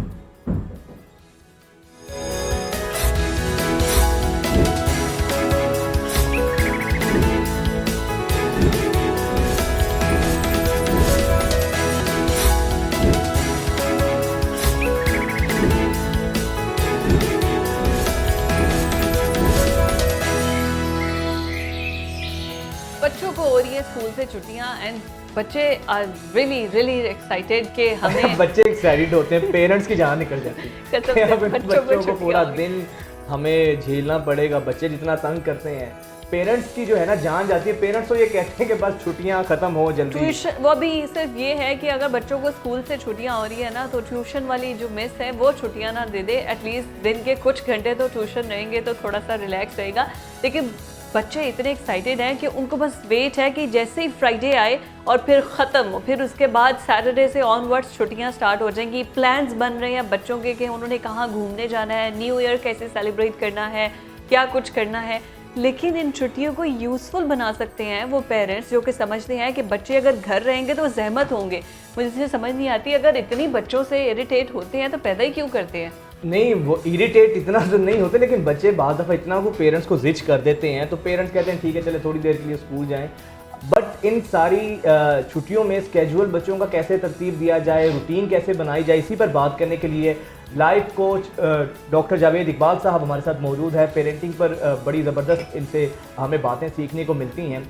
डॉक्टर साहब बहुत शुक्रिया sir, welcome to news morning. और आप अभी ताज़ा दम होकर वलायत से वापस आए हैं, आपको इस पर भी वेलकम बैक कहते हैं। तो सर ये बताइएगा कितना बड़ा चैलेंज होता है पेरेंट्स के लिए, बड़ा दर्द सर बन जाता है कि बच्चे अब 10 दिन घर में रहेंगे, हल्ला गुल्ला करेंगे, तूफान उठाएंगे, तो कैसे मैनेज किया जाए बच्चों के स्केड्यूल को? वजाहत देखो, इस सिलसिले में 2 बुनियादी बातें हैं ज़हन में रखने की। पहली बात तो ये है कि जब हमारे घर में बच्चे हैं ना, जो 7 साल से कम उम्र के बच्चे हैं, तो हमारी जिंदगी का जो काम नंबर 1 है ना, वो उन बच्चों की तरबियत है। पहली तो बात यह कि जिस घर में 5-7 साल की उम्र तक के बच्चे हैं, उन घर की प्रायोरिटी वो बच्चे हैं, एक बात। दूसरी बात यह कि वालिदैन एक बहुत बुनियादी गलती करते हैं कि पढ़ाई को एक काम के तौर पर बच्चों के जहन पर मुसल्लत कर देते हैं। बच्चे के लिए और किसी बड़े के लिए भी कोई भी चीज मुश्किल नहीं होती जब तक कि वो उसको एंजॉय कर रहा हो। अगर पढ़ना एक लवेबल एक्सपीरियंस है, पढ़ना एक बहुत ज्यादा तस्कीन बख्श काम है, तो चाहे वो जितना भी चैलेंजिंग होगा, बच्चा उसको शौक से पढ़ेगा। हम चूंकि बच्चे पे पढ़ाई के नाम पर एक वहशत तारी कर देते हैं, इसलिए बच्चा पढ़ाई से भागता है। वो इसलिए कि घर में बच्चा ना बाप को पढ़ते हुए देखता है, ना माँ को कभी पढ़ते यही बात है कि इतनी प्यारी बात आपने की है। मेरा क्वेश्चन भी यही था आपसे डॉक्टर साहब कि ना घर में कोई खुद किताब खोलता है, लेकिन बच्चा को अगर उठता ही है ना सुबह, उसने स्कूल भी जाना है, उसने सिपारा पढ़ने भी जाना है, फिर उसने ट्यूशन भी जाना है, और उसके बाद 7-8 बजे जब घर आना है तो फिर उसने खाना खा के सो जाना, और दोबारा सुबह 7 बजे से फिर वही रूटीन स्टार्ट हो जाएगी। हम खुद तो पढ़ते नहीं हैं, लेकिन बच्चों से एक्सपेक्ट करते हैं कि वो ऑक्सफोर्ड का सिलेबस पढ़ के टॉप पोजीशन हासिल कर लें। तो इसी वजह से बच्चा जो है वो पढ़ाई से भागता है। अगर पढ़ाई एक लवेबल एक्सपीरियंस हो तो बच्चे को पढ़ाई के सिलसिले में आपको सिर्फ ये कहना पड़ेगा कि बेटा बस करो, अब छोड़ दो किताबें, अब कोई और काम भी कर लो। अगर हमने उसको एक लवेबल एक्सपीरियंस बना दिया। जहां तक आपका सवाल है छुट्टियों का, तो देखिए जिस घर में डिसिप्लिन होगा ना, और घर में उसूलों के मुताबिक जिंदगी गुजारी जा रही होगी, उसमें छुट्टियां हों या ना छुट्टियां हों, जिंदगी एक मुफीद ही काम होगा। बहरहाल अगर मेरे घर में बच्चे हों जो कि स्कूल वाले हों, तो मैं क्या करूंगा, मैं ये करूंगा कि उनके साथ बैठ के बाकायदा जैसे बड़े लोग एक मीटिंग करते हैं, हम दिनों के हिसाब से एक शेड्यूल बनाएंगे कि बेटा अब आपकी छुट्टियां आ रही हैं, आए हम कागज पे लिखें कि हम सोमवार को क्या करेंगे, मंगल को क्या करेंगे, बुध में क्या। इसमें सबसे अहम बात यह है कि सबसे मैक्सिमम इनपुट उस बच्चे की होनी चाहिए। यानी हम उसके लिए अब एक और स्कूल की मिस बन के और उसका एक पूरा टाइम टेबल नहीं बनाएंगे, बल्कि बच्चे को खुद फैसला करने देंगे कि उसमें उसने क्या क्या करना है। उसमें ज्यादा अच्छी एक्टिविटीज होनी चाहिए जो खेलने कूदने से मुताल्लिक हों, जो पार्क में जाने से मुताल्लिक हों। चिड़ियाघर देखना बहुत जबरदस्त एक्टिविटी है। इस दौरान में घर में पौधे लगाए जा सकते हैं। बच्चों को यह कहा जा सकता है कि हम छुट्टियों का इंतजार कर रहे थे, अब हम तुम्हारे कमरे की सारी तरतीब को सारे मिलकर बदलेंगे, हम घर की फलां वाली सफाई करेंगे। इसके अलावा अजीजों अकारब को मिलने जाना, ये बहुत जबरदस्त एक्सपीरियंस हो सकता है। और आखिर में ये कि कोई नई स्किल सीखने का बच्चे को एक इंदिया दिया जाए। इस दौरान हम ये सीखेंगे कि साइकिल कैसे चलाना है अगर बच्चा उस उम्र का है। हम इस दौरान में ये सीखेंगे कि स्विमिंग कैसे, हम इस दौरान में फलां वाला काम सीखेंगे। तो बच्चे ये इस तरह का एक शेड्यूल बना दिया जाए, और ये शेड्यूल बच्चा बनाए, आप ना बनाइए। आप सिर्फ उसको सुपरवाइज कीजिए और उसमें खुद भी पार्टिसिपेट कीजिए। तो वो तमाम एक्टिविटीज जिसमें बच्चा जल्दी उठे, एक्सरसाइज करे, वॉक करे। मसलन 7-8 साल के बच्चों को ये कहा जा सकता है कि बेटा इन छुट्टियों में फायदा उठा के नमाज के आदी बनेंगे, हम सारे मस्जिद में नमाज पढ़ा करेंगे। हम घर में नमाज पढ़ लेते हैं ना, तो ये लड़के सारे हम मस्जिद में जाया करेंगे अब्बा भी दादा के साथ। तो इस तरह की चीजों को फन बनाकर, एक्टिविटीज बनाकर बच्चों के साथ एक शेड्यूल बना दिया जाए तो बच्चे उसको बहुत एंजॉय करेंगे। लेकिन सर फिर ये भी हम देखते हैं कि बाज़ दफ़ा बच्चों के साथ पेरेंट्स भी ज़िद लगा लेते हैं, कहते ही हैं कि हमारा बच्चा बहुत ज़िद्दी है, बट अल्टीमेटली ज़िद पेरेंट्स कर रहे होते हैं। अब बाज़ दफ़ा अगर किसी मामले में बच्चों के साथ डेडलॉक आ जाए, बच्चे कहें हमने सैर करने वहाँ पर जाना है, पेरेंट्स बार बार मना करते हैं, तो सर ये जो बच्चों में एक ज़िद्दीपन की आदत है, बच्चों में है या पेरेंट्स में है, पहले तो यही नहीं हमें पता चलता ज़िद्दी है कौन, इसको कैसे सर डेडलॉक को ख़त्म किया जाए? बेटा मैं तो आपके प्रोग्राम में भी और हमेशा ये बात कहता हूँ कि बच्चों की तरबियत तो कोई मसला ही नहीं है, मसला तो वालिदैन की तरबियत है। इसीलिए पेरेंटिंग को मिसअंडरस्टैंड किया गया है। पेरेंटिंग से मुराद ये कि ऐसी कुछ टेक्निक सीख ली जाए जिसमें बच्चे जो है ना ये सीधे हो जाए, बिल्कुल इंसान बन जाए। ऐसा नहीं है। पेरेंटिंग का मतलब यह है कि वालिदैन अपने रवैये में क्या तब्दीली लेके आए जिसके फितरी नतीजे के तौर पर बच्चों की अच्छी तरबियत हो। और वो सिंपल ये है कि वालिदैन खुद डिसिप्लिन नहीं है। वो वालिद जो शिकायत करता है, वो वालिदा जो शिकायत करती है कि मेरे बच्चे तो भाई स्क्रीन को छोड़ते नहीं है, वो सारा दिन व्हाट्सएप और फेसबुक के ऊपर वो मां लगी हुई है। अब आप मुझे ये बताइए कि जो काम आप खुद कर रहे हैं मुसलसल, आप कैसे तवक्को रखेंगे कि आपके बच्चे के अंदर उसके अंदर एक दाहिया पैदा होगा कि वो उसको नहीं करेगा। इसी तरीके से जैसे ये जो पढ़ाई का जहां तक ताल्लुक है, घर माँ ने कभी किताब खोल के देखी ही नहीं है, बाप ने कभी देखा ही नहीं है किताब, वो खुद सारा दिन ड्रामे देखती रहती है, या वो बैठ के चुगलियां करती रहती है, या वो जब उसकी सहेलियां आती हैं तो बैठ के फैशन की बातें हो रही हैं, ब्रांड्स की बातें हो रही हैं। ऐसे में आप उस तरह की कौम का नुमाइंदा कैसे पैदा कर सकते हैं कि जिसने पूरे उम्मत मुसलमान का हाथ पकड़ना है? तो करने का काम बहुत आसान है, घर के अंदर एक तरतीब वाली, डिसिप्लिन वाली जिंदगी लेकर आए। सुबह सारे इकट्ठे उठे। ऐसा फील होता है डॉक्टर साहब जैसे पेरेंटिंग ना हम कुदरती तौर पर सीख कर आए हैं। हर वो इंसान जो कि पैदा हुआ है उसे ऐसा लगता है कि वो एक अच्छा माँ बाप बन सकता है, या उसके अंदर वो सारी कैपेबिलिटीज़ हैं, वो सारी एबिलिटीज़ हैं। लेकिन शादी से पहले या शादी के बाद कोई पेरेंटिंग को सीखने के लिए ना तो कोई क्लासेस लेता है, ना ही, जैसे आपने कहा कि सबसे पहले रवैया तब्दील करने की ज़रूरत है। As a parent, as a individual आप क्या हैं, एज अ लाइफ पार्टनर आप क्या हैं, और एज अ पेरेंट आप क्या हैं, हमें तो डिफाइन ही करना नहीं आता। हमें बस लगता है हम ठीक है। बेटा इसकी वजह यह है कि हम में से जो लोग ये क्लेम करते हैं कि हम बड़ी जबरदस्त पेरेंटिंग हमें आती है, वो सिर्फ ये इस पेरेंटिंग के हदफ को ये समझते हैं कि मेरे बच्चे के नंबर बड़े अच्छे आते हैं। यानी हम ये कहते हैं कि मेरी बड़ी अच्छी पेरेंटिंग है, देखो मेरे बच्चे को ना सारे कलमे आते हैं, देखो मेरे बच्चे को जो है ना ये पूरा तुम ABC शुरू से जहां तक मर्जी सुन लो, इसको तमाम मुल्कों के दारुल हुकूमतों का नाम आता है। तो हमारा ये ख्याल होता है कि हम एक बच्चे को बहुत ही शानदार किस्म का तोता बना दें और उसको किसी तरीके से ये नंबरों वाली मशीन से निकाल के और वो नंबरों के तमगे उसके गले में डाल दें, तो हमारी बड़ी अच्छी पेरेंटिंग हुई है।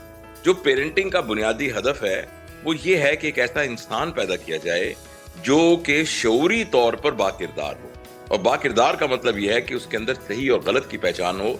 जब उसके जितना मर्जी एक्सटर्नल प्रेशर हो उसके ऊपर, जब दो रास्ते आए जिसमें से एक सही का रास्ता है और एक गलत का रास्ता है, तो सही के रास्ते को इख्तियार करे। इसका नाम तरबियत है, इसका नाम बाकिरदार इंसान होना है। और इसका शाखसाना हमारे मुल्क में खास तौर पर नजर आ रहा है कि वो तमाम लोग जो कि हमारे बकौल अच्छी पेरेंटिंग से गुजर के डॉक्टर, इंजीनियर, जर्नलिस्ट और जज और ये सब कुछ बन भी गए हैं, जब वो अपनी फील्ड में आए हैं तो जो उनकी हरकतें और जो उनके कुरतूत हैं वो हम सबके सामने, जिसकी वजह से कितना मुल्क और मिल्लत को नुकसान हुआ है। यानी अगर एक बंदा हमने तैयार किया भी है तो ज्यादा से ज्यादा अपने आप के लिए तैयार किया है। ज्यादा से ज्यादा ये है कि वो पहले मोटरसाइकिलों पे लोग फिरते थे, अब उनके घर में कारें आ गई हैं और हम कहते हैं हमने बड़ा अच्छा कमाल कर दिया। कमाल तो ये है कि हम ऐसे शहरी पैदा करें जो कि पूरे मुआशरे के लिए मुफीद हो, जिनकी वजह से मुआशरे के अंदर बेहतरी आ गई हो। अगर मुझसे कोई पूछे कि पाकिस्तान का सबसे बड़ा अलमिया क्या है, तो आप सोचेंगे सियासत, आप कहेंगे कि एक फर्जाइल किस्म का पॉलिटिकल सिस्टम, या आप कहेंगे इकोनॉमिक सिस्टम बहुत ज्यादा खराब है, या जुडिशरी के अंदर प्रॉब्लम है, या ब्यूरोक्रेसी में एडमिनिस्ट्रेटिव मसला है। मेरे ख्याल में पाकिस्तान का सबसे बड़ा बहरान जो है वो किरदार का बहरान है। हमने अगर अच्छे सियासतदान पैदा नहीं किए तो हमने अच्छा दूध वाला भी पैदा नहीं किया। आपको पता है कि पिछले 1 महीना पहले एक रिपोर्ट आई है कि पाकिस्तान दुनिया में नंबर 1 है, जिसमें पता नहीं 8 लाख कितने लीटर जाली दूध फरोख्त होता है। अच्छा, और ये हमारा मुल्क है जिसमें BBC की रिपोर्ट आई है कि ये वो सबसे टॉप पे मुल्क है जिसमें डॉक्टरों के, फार्मास्यूटिकल कंपनी वालों के साथ सही रिलेशंस नहीं है, जिसके जरिए मरीज का कॉन्फ्लिक्ट ऑफ इंटरेस्ट उसमें इन्वॉल्व होता है।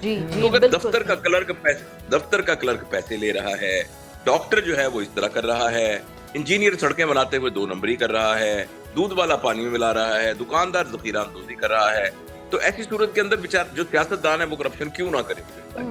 हम लोगों में से उठ के तो ऊपर आते हैं, और फिर वोट देने वाले भी तो हम ही लोग हैं, रिप्रेजेंटेशन भी तो उन्होंने हमारी करनी है। इसलिए बेटा बहुत जरूरी है कि हम रूट को पकड़े। अब सर्दियां है ना, कमरे में से जहां से ठंडी हवा आ रही है ना, एक छोटी सी सुराख में ठंडी हवा आ रही है, पहले उस ठंडी हवा को ब्लॉक करें, उस सुराख को ब्लॉक करें, और वो जो है वो हमारे बच्चे, जो हमारे खानदान वो सुराख है। तो हम सब, आप वजाहत, आप अपनी फैमिली की जिम्मेदारी लें, आप बिटिया अपनी फैमिली की जिम्मेदारी लो, मैं अपनी फैमिली की जिम्मेदारी लूं। हम सब ये कहें कि भाई मेरे घर में जो 5 अफराद रहते हैं ना, ये पाकिस्तान को नुकसान नहीं पहुंचाएंगे और फायदा पहुंचाएंगे हत्तुल इम्कान। ये 5 बंदे, अब उन 5 में से हो सकता है एक डॉक्टर बन जाए, वो डॉक्टर बनेगा तो वो 2 नंबर नहीं करेगा। अगर वो फर्ज करें उनमें से एक जो है वो दूध दही की दुकान वाला बन जाए, तो दूध दही की दुकान में गलत सौदा नहीं बेचेगा, बासी दूध नहीं बेचेगा, तो उसमें पानी नहीं मिलाएगा। तो ये काम तो बड़ा आसान है, हमें रूट से शुरू करना है, एक एक खानदान को पकड़ना है। आपके पास और मेरे पास तो अल्लाह ताला ने एक जबरदस्त किस्म की जिम्मेदारी और अपॉर्चुनिटी दी हुई है कि हम लोगों से मुखातिब हो रहे हैं। बाज़ औक़ात हमारी बात को लाखों तक लोग सुनते हैं। मैं देखता हूँ कोई वीडियो मिलियंस में चली जाती है। तो आप देखें, आप जो बात करें तो ये कोई मामूली बात थोड़ी है। आप यहाँ बैठी जो बात करें, पता नहीं कहाँ दुनिया में ये बात पहुंच रही है। तो हमने क्या करना है, हमने लोगों को प्यार से, मोहब्बत से, खुलूस से और रोल मॉडल बनकर। हमारे यहाँ एक बहुत बड़ा प्रॉब्लम ये है, मैं आखिरी बात कर लूं, हमारा एक बहुत बड़ा प्रॉब्लम ये है कि हम रोल मॉडल अच्छे नहीं होते। वो कहते हैं ये जावेद इकबाल बातें तो बड़ी अच्छी करता है, अपनी जिंदगी देखो इसकी कैसी है, तो मेरे ऊपर कोई उंगली ना उठा सके। तो फिर इंशाअल्लाह अज़ीज आप देखिएगा कि माशरे के अंदर तब्दीली एक ऐसे आना शुरू। पहले खुद को ठीक करना होगा, फिर उसी के बाद आगे तब्दीली। अलावा एक चीज ये भी है, हमने नोट की है सर कि हमने खुद भी, हमें नहीं पता, अपने बच्चों को भी नहीं बताया कि खुशी जब होगी तो उसमें आपका रिएक्शन क्या होना चाहिए है, खुशी के मौके पे क्या आपका एक्शन होना चाहिए है, और जब कोई खुदा न खास्ता कोई दुख, कोई परेशानी आती है तो उसमें हमारा रिएक्शन क्या होना चाहिए है। सर हमने बच्चों को रिएक्ट करना तो क्या बताना है, हमें खुद ही नहीं पता सर। तो इस मामले में सर कैसे पेरेंटिंग करेंगे बच्चों को? देखो बेटा, कुछ फिनोमेनाज हैं जो हम घर में कभी डिस्कस नहीं करते। कुछ टॉपिक्स ऐसे हैं, मसलन ये जो आपने छुट्टी की बात की है ना, जो हमारे सुन रहे हैं जो पेरेंट्स हैं, एक लिस्ट भी बना लें कि इन छुट्टियों में हमें इन मौजूआत पर घर में गुफ्तगू करनी है। मसलन मैं आपको एक मौजू बताता हूँ, मौत। मसलन मैं आपको एक मौजू बताता हूँ, ग्लोबल वार्मिंग। और मसलन जो आपने बात की, मैं एक मौजू बताता हूँ, शुक्र, सब्र। ये वो मौजूआत हैं जो हमारे घर की डिस्कशन के मौजू नहीं है। बच्चे, नफ्स, शैतान, हवस, लालच, ये वो मौजूआत हैं जिन मौजूआत पर हमें घर में गुफ्तगू करनी है। जन्नत, दोज़ख, हलाल, हराम। तो हमारे घर में मौजू के एतबार से इन पर कभी गुफ्तगू नहीं हो रही। अगर हम बच्चों को शुक्र के बात पर कभी हमने गुफ्तगू नहीं की, बच्चों को सब्र के बारे में हमने नहीं बताया, इन तरह के फिनोमेना के बारे में नहीं बताया जो हमारी पर्सनैलिटी में के अंदर एक खूबियां पैदा करते हैं, बच्चों को ये बात कैसे पता चलेगी? बाय डिफॉल्ट कैसे पता चलेगी ये बात? तो इसलिए आपके सवाल का जवाब ये है कि घर के अंदर हमारे जो मौजूआत हैं उनको हमें चेंज करने की जरूरत है। आप एक दफा आंखें बंद करके सिर्फ 24 घंटे में किसी एक middle class, lower middle class घर का एक एवरेज अंदाजा लगाएं कि उनके घर में क्या गुफ्तगू होती है। उनके घर में औरतें जो हैं वो ब्रांड की गुफ्तगू करती हैं। वो ये करती हैं कि मिसेस कुरैशी ने फलां की शादी में कौन सी साड़ी पहनी थी, और उसके बाद ये है कि यार ये गुफ्तगू होती है, तुम्हें पता है फलां की तलाक हो रही है, उनकी तो लड़ाई झगड़े हो रहे हैं, या ये है कि अपने घर के तनाजात डिस्कस हो रहे थे। मर्द बैठ के ये जो नई गाड़ी आई है ना, नया होंडा का मॉडल आया, उसकी बत्ती थोड़ी ना टेढ़ी, टेढ़ी दे दी है, आगे का इंटीरियर जो है वो लेदर का कर दिया। अच्छा, अब ये घर की गुफ्तगू हो रही है। आईफोन पे डाल देते हैं कि आईफोन के नए मॉडल में ये फीचर्स आ रहे हैं, आईफोन का ये है, या पॉलिटिक्स की बात रह जाती है, और फिर वही सारे करप्ट लोग अपनी करप्ट बैठक में बैठ के करप्ट सियासतदानों पर बातें कर रहे होते हैं। डॉक्टर साहब, तो अभी सर सवाल ये है कि आपसे पहले एक सेगमेंट हम कर रहे थे जिसमें एक शख्स ने, मुजफ्फरगढ़ का वो शहरी है, और उसने अपनी ही फैमिली के 3 बच्चों को अगवा किया। अगवा करने के बाद उनको ज़िबा किया, ज़िबा करने के बाद उनका गोश्त पकाकर जो बाकी थे छोटे बहन भाई उनके, उसको भी खिलाया, और बाकी जो करीबी दरगाह थी वहाँ पर जाकर जो वहाँ पर मौजूद थे ज़ायरीन, उनमें तकसीम किया। सर, इस मुआशरे में जब ऐसी मिसालें मिलेंगी तो मुझे तो ये ख़बर शेयर करते हुए इतना दुख और इतना अफसोस हो रहा था कि हम बहैसियत इंसान कहाँ खड़े हैं। हाँ बेटा, फिर इंसानों की शक्ल में जानवर पैदा होना शुरू हो जाते हैं ना बेटा। जानवर होने के लिए ज़रूरी नहीं कि आपकी दुम लगी हुई हो। जानवर एक सिफाती बात भी तो होती है ना। तो इंसान के अंदर जब उस तरह की सिफात आप डेवलप नहीं करेंगे जो इंसानी सिफात है, तो जानवर का ये पोटेंशियल नहीं है कि वो जानवर की सतह से नीचे गिर जाए।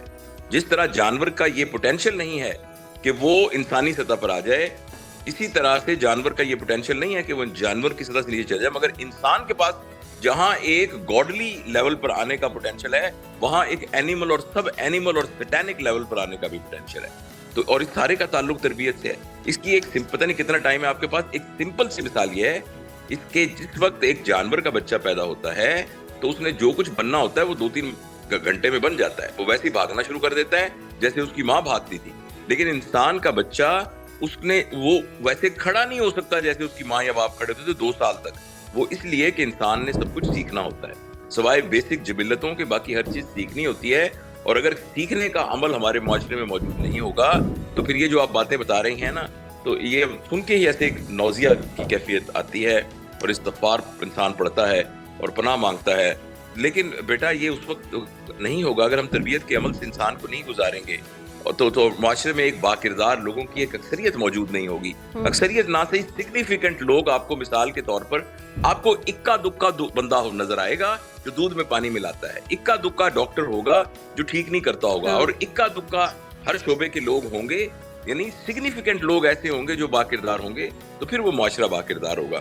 और उसके लिए हम सबकी जिम्मेदारी है। हम सब इंतजार कर रहे हैं कि आसिफ अली जरदारी, नवाज शरीफ, इमरान खान या इस तरह के जो लोग हैं ऊपर, ये ऊपर से हमारे ऊपर कोई रहमत की बारिश बरसाएंगे और ऊपर से या डंडा बरसाएंगे, और तो फिर माशरे में तब्दीली आएगी। माशरे को ये भी आ जाए तो बहुत अच्छी बात है, एक साले आदमी ऊपर आ जाए और एक अच्छी हुकूमत बन जाए, एक बड़े यानी स्ट्रेटेजिकली स्ट्रांग लोग आ जाएं, नियत के लोग आ जाएं, तो बड़ी मुबारक बात है। लेकिन यह है कि तब्दीली तभी आएगी जब एक शख्स लाहौर में रहने वाला जिसका नाम वजाहत है, और बेटा आप जो मेरा नाम आपका मेरे ज़हन से अचानक निकल गया, सॉरी, हाँ फिजा, हाँ हम तो फिजा है, एक लाहौर में एक लड़की रहती है फिजा जो पढ़ी लिखी है, जर्नलिस्ट है, और एक वजाहत एक हसीन सा एक नौजवान है, और वो और एक बुढ़ा सा आदमी बहावलपुर में रहता है, जावेद इकबाल, सफेद दाढ़ी वाला। ये तीन लोगों की वजह से पाकिस्तान का मुस्तकबिल खतरे में पड़ा हुआ है।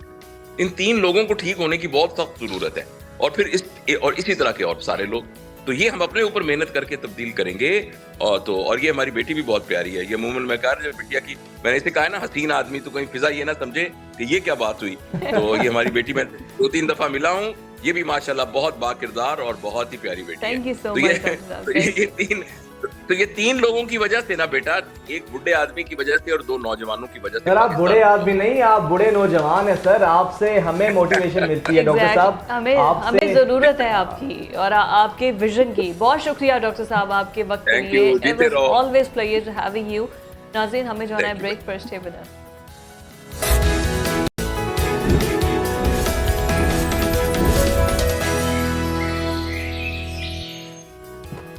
ब्रेक के बाद आपको खुशामदीद कहेंगे, और अभी हम आपसे जो खबर शेयर करने जा रहे हैं प्रोग्राम के लास्ट सेगमेंट में नवाज शरीफ के हवाले से है कि नवाज शरीफ चौथी मरतबा प्राइम मिनिस्टर बनने की पूरी तैयारियों में है। और केसेस उनके आहिस्ता आहिस्ता खत्म होते जा रहे हैं। अल-अज़ीज़िया रेफरेंस खत्म हो गया है, नहीं जिस पर अकामा वाले केस में जिस पर वो नाहल हुए थे, बस वही बचा है।